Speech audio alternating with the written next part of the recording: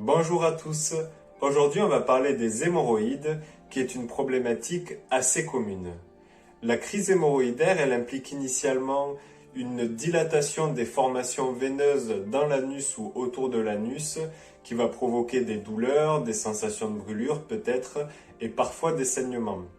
Donc ça peut provenir de l'alimentation, de la constipation ou la diarrhée et il peut aussi y avoir une implication émotionnelle, le stress, l'anxiété, la peur, etc. Donc comme souvent en Ayurveda, la base ça va être de s'occuper de notre Agni et de l'aider avec des épices appropriées et puis on peut aussi de manière générale appliquer du gel d'aloe vera avec du curcuma.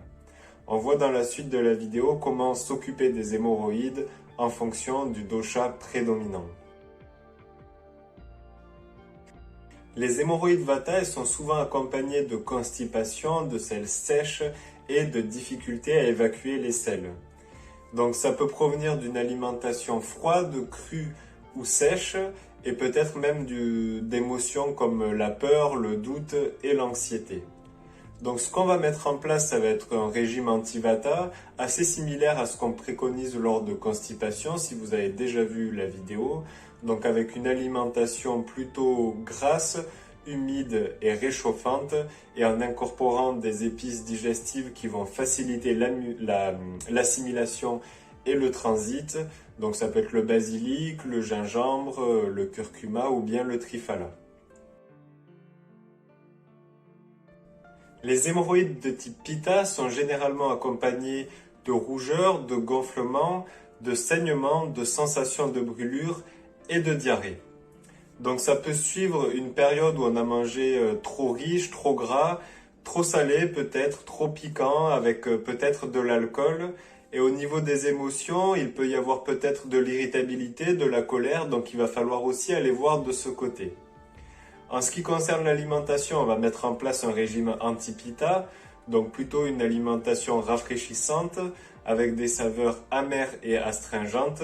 Et puis on va éviter bien sûr tous les produits qu'on a dit précédemment. Et on va intégrer dans l'alimentation du curcuma. Ça peut être intéressant aussi de se faire des infusions de bouillon blanc. Et ce qui est très bénéfique, c'est le jus de grenade.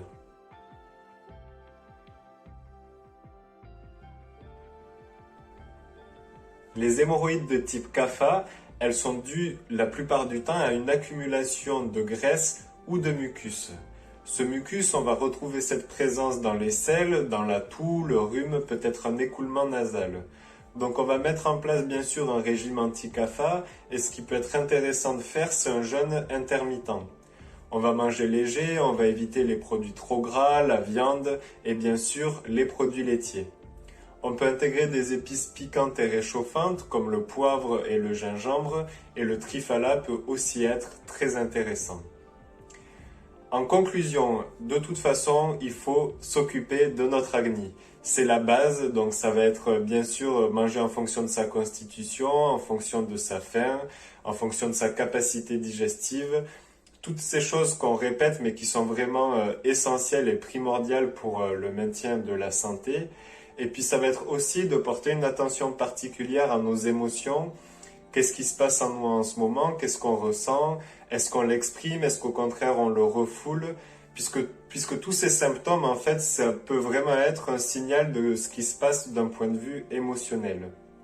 Donc comme toujours, mon conseil, écoutez-vous, prenez soin de vous et on se retrouve dans une prochaine vidéo.